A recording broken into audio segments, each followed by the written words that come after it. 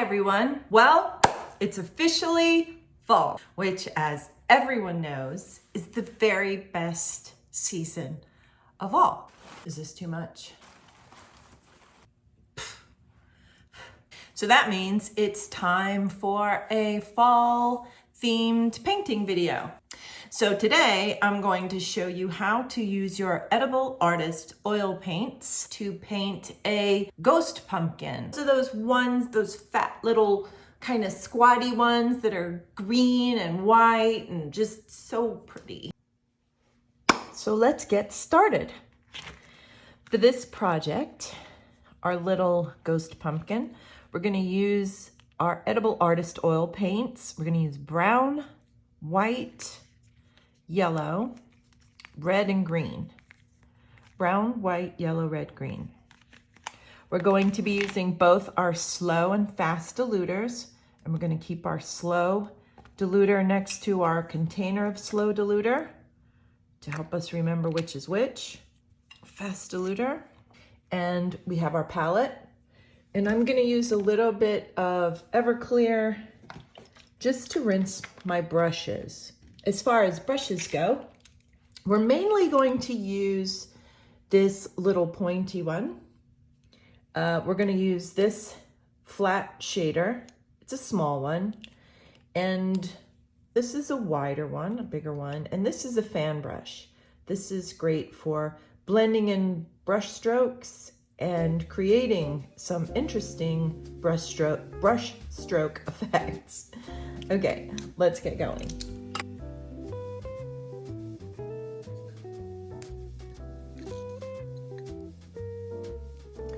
I also have a little paper towel that I keep tucked under my palette so that I can dry my brush off if I have a little too much paint or diluter on it. I'm going to start with a quick rough sketch of our ghost pumpkin. And to do that, I'm going to dip my brush into my fast dilutor and mix a little color here. So the basic colors of a ghost pumpkin are white and green. I'm going to pull a little bit of yellow in it. So our outline or our sketch is going to just be a darker line. Really what I want to do is I just want to be able to see the shape and basically creating an outline.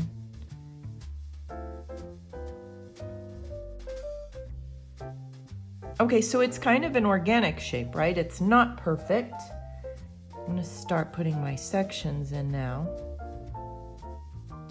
And these pumpkins are kind of squatty, right? Kind of chubby and squatty. So I'm going to let the sections be just a little bit bigger at the bottom.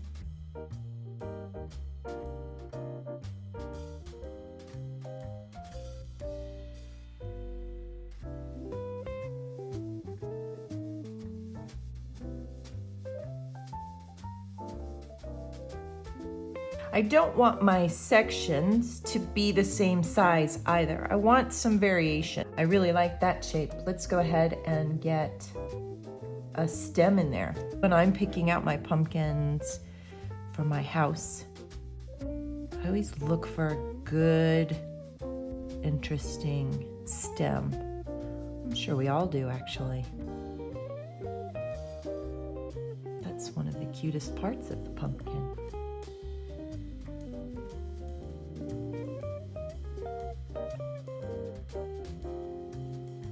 I've got my basic sketch down. I like this. I like this little pumpkin. So what I want to do now is go in with my flat shader and we're going to start laying in some color. Now, a lot of times we will start with a dark color. Today we're going to start with the lighter color, just because the predominant color on this pumpkin is white. So I'm going to start with my white. And I'm going to pull in a little bit of this green, a little bit of brown,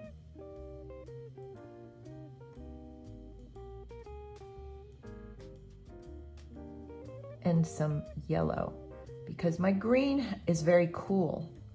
right? My green that comes with my colors. So to warm it up, I'm going to just put a little bit of yellow in there. Maybe a touch more of that green. Okay, so that's a good basic color. I'm gonna get some of the paint off my brush, but I wanna keep it there because I'm gonna go back and use it. Now I'm going to get a whole bunch of the white. Now I'm dipping just the corner of my paintbrush into my slow diluter. We do not need much. When you're painting like an oil painting, which is what we're doing here, you want to be sure that you're painting with paint, right? You don't want to be painting with diluter. When we did our quick painting that was a more watercolor-like effect, we used a lot of fast diluter because we wanted the diluter to thin the paint. The diluter was an important part of the effect. However, when we're using the slow diluter, basically what we're doing is just taking the color from the tubes and softening it up a little bit so that it becomes a little smoother on the application and a little more blendable. It stays blendable for a little bit longer, but we don't need a lot of it. So if you're painting and you're finding that you've got very streaky, your problem might be that you've got a little bit too much diluter on your brush, okay? So let's just start laying in our color.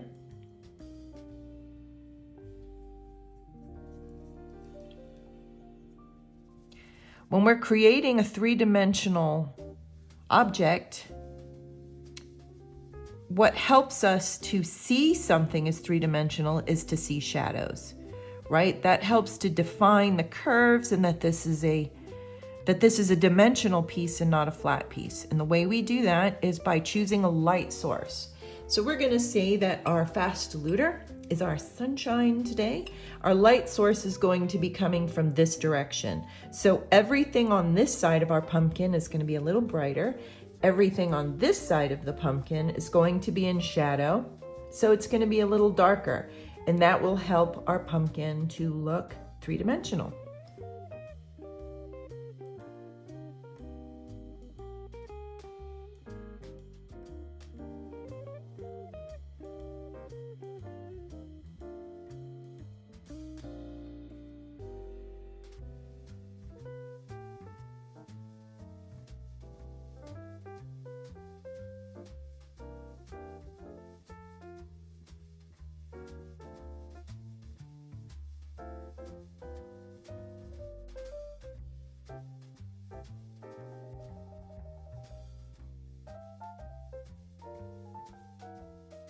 So this is a good first layer of color. I'm seeing the sketch through there, but that's fine because there's going to be some more color added. Okay, we're gonna let that set up a little bit while we come in and create some of the shadows. I'm gonna clean my brush and take a little bit of the slow diluter. Now I'm going to create a different little resource, a little bit of color mixture.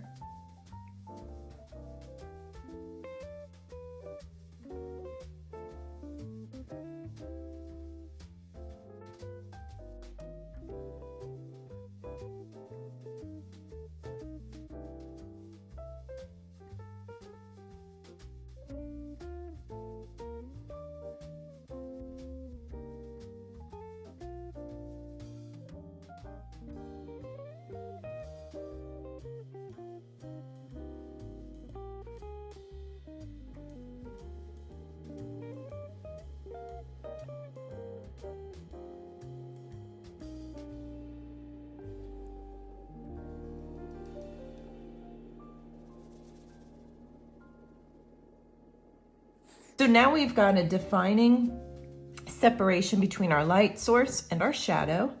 It's already starting to look three-dimensional. So let's go back in with our lighter color and bring these two shades together. So I'm gonna go for a sort of mid-tone, and I'm going to blend as I go.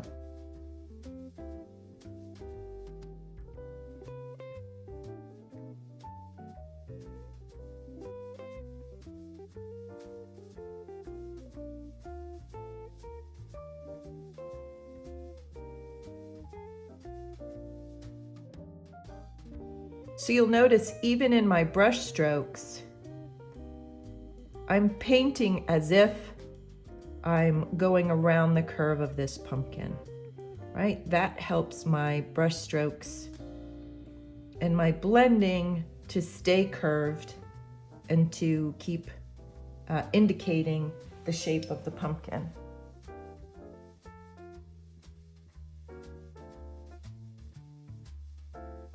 All right, basic colors down, and I'm gonna let that set up just a tiny bit. And the reason I do that is because right now it's extremely blendable, which is wonderful for the blending that we just did. But now we want a little resistance when we blend. So we want the white highlights to sit on top and blend a little less easily, if that makes sense. And when we go in with the darks, we want the darks to sit more on the surface than blend in with the color beneath it. So when I reach this stage in a painting, what I do is I move on to another section while that's setting up. And for this particular little painting, that means moving on to the stem. So for the stem, I want a basic brown. I do want a little bit of green in there. The stem is almost like a brownish, greenish gray. So that's the color I want to start with.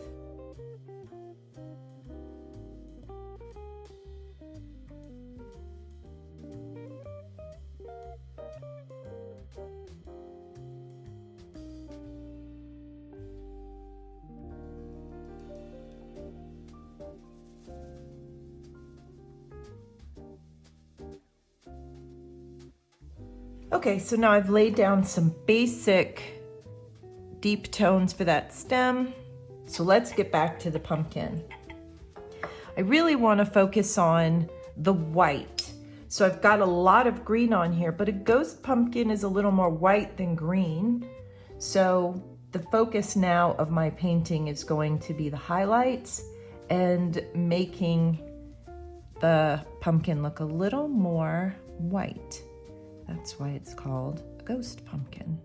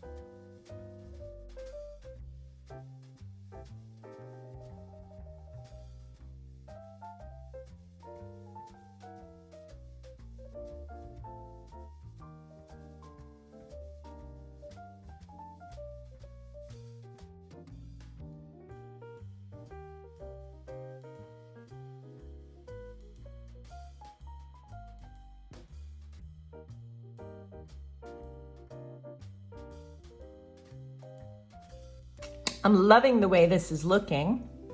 I'm gonna give it a little break. I'm gonna let it rest a little bit, and I'm gonna go in there and work on the stem. So what's gonna help me to visualize the texture of the stem is by coming in with some highlights. And again, we're going to work towards our sunshine. So with a little slow dilutor, get my paint nice and creamy. I'm going to want a brighter version of the stem color.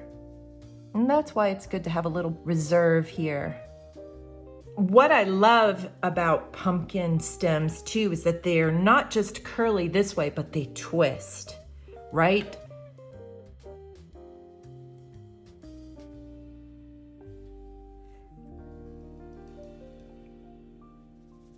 Let's make some of that twist visible.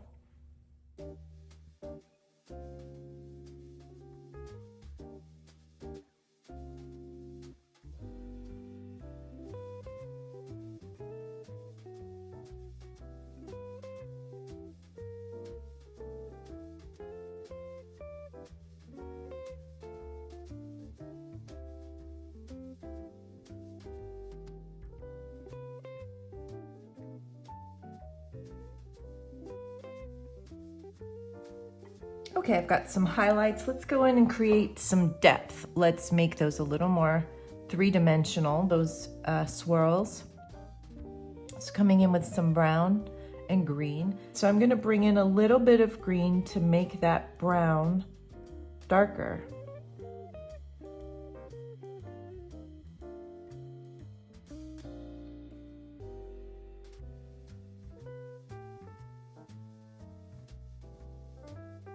By putting a shadow here and here, I'm putting that section of the stem behind, putting it back into the shadow. Right now this part of the stem clearly sits on top.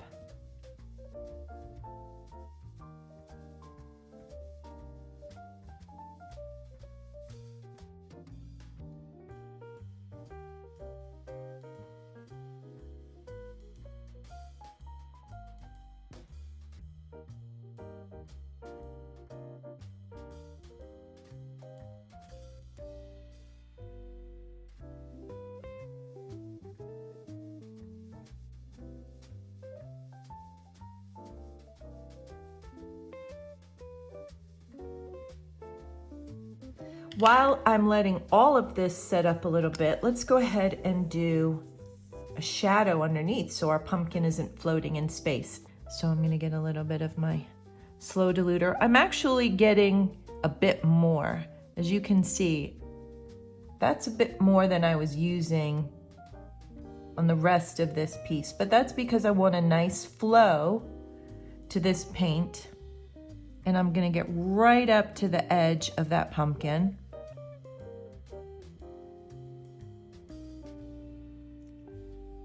Bring in a little more brown. So can you see this streakiness? Look at that. That's because I've got a lot of Slow Dilutor on here. I want that effect here. But if you're finding that your paint is going on like this, and that's not what you were looking for, that's not the effect you want, it's probably exactly that. Going a little bit heavy on your diluter.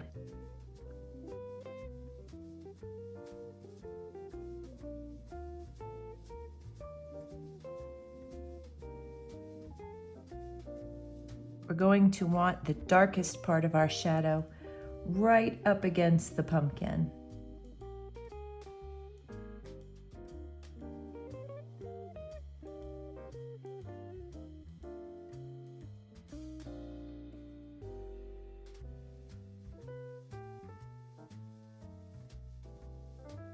Also, by cutting this edge and giving it a little bit of a curve, I'm helping to define the shadow a little bit. So here's our light source again, our pumpkin, and this is the shadow cast by the pumpkin. Now I'm gonna kind of move that color around a little bit. I'm going to use my big shader, touch that into my Slow Dilutor ever so lightly.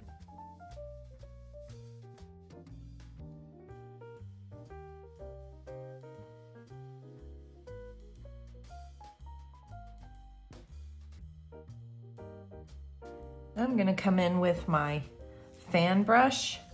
The thing a fan brush does is it kind of blurs your brush strokes.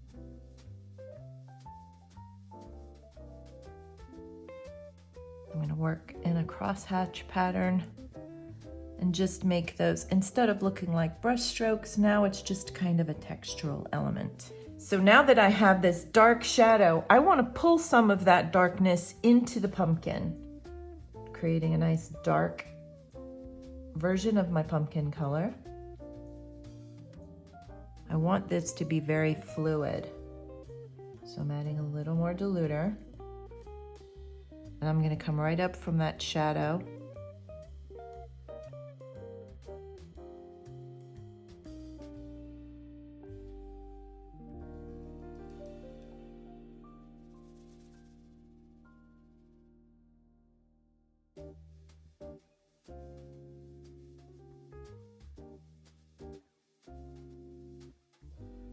I'm going to come in with my flat shader and the very tiniest whisper of Slow Dilutor, dipping my brush in, drying it off, and then I'm going to take this shadow that I've just created, and I'm going to blend it in.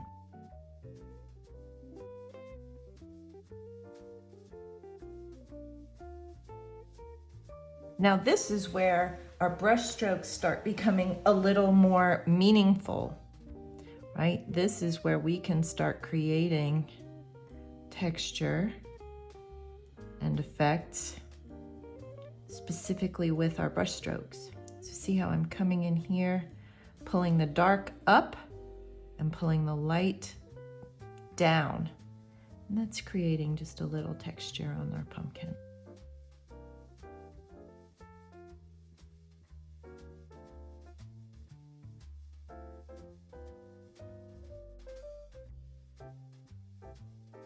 When you're creating lines on a piece, and any piece, whether you're sculpting or painting, be careful about the spacing of your lines.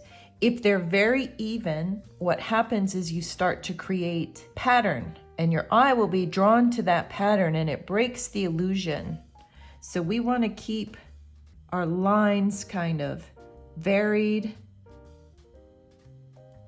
as we work into this piece, and organic.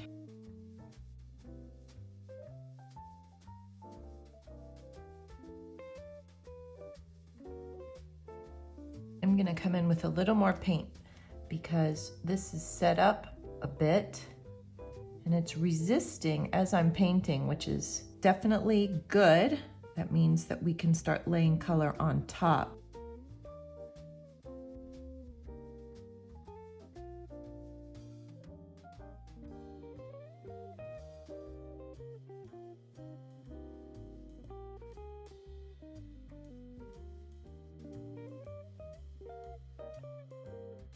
Wonderful. All right, let's get back to our stem.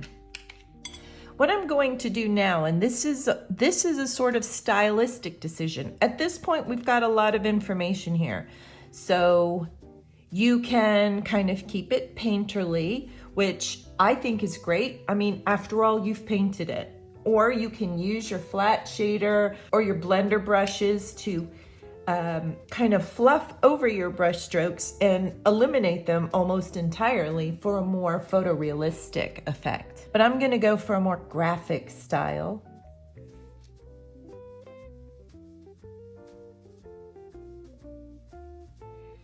And I'm gonna come in here with some jaggedy little lines and give it some texture.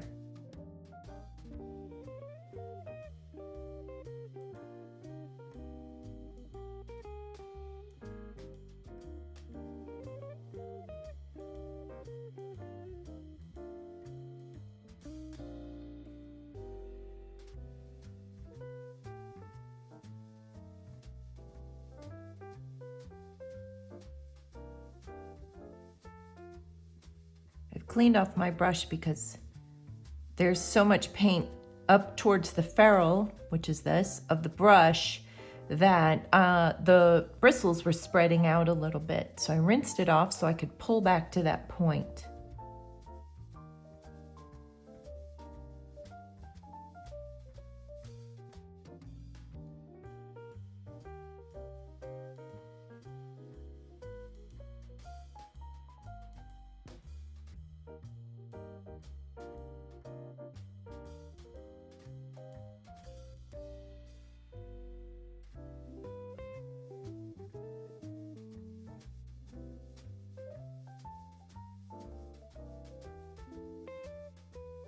Oh, I love it. That has a very painterly style and so much personality, and it's got brush strokes, but it also tells the story of that kind of knotty, twisty stem, and it's exactly the story I wanted to tell.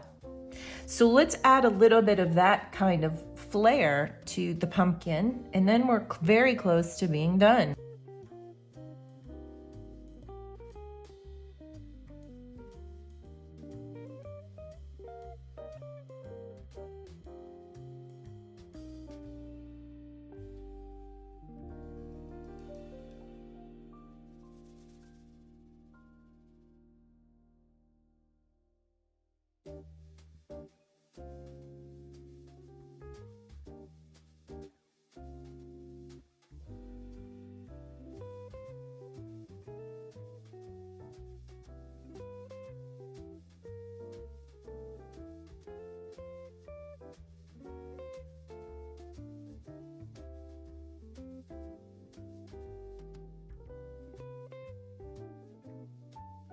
I love it.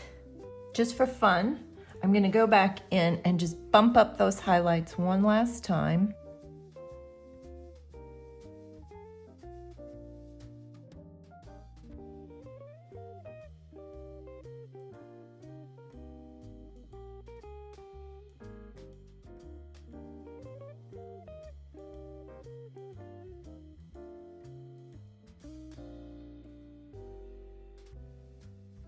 I'm gonna go back in and put in just some brush strokes. I like brush strokes. Some people like that style. It's called the hand, right? They like to see, or I like to show the hand in a piece.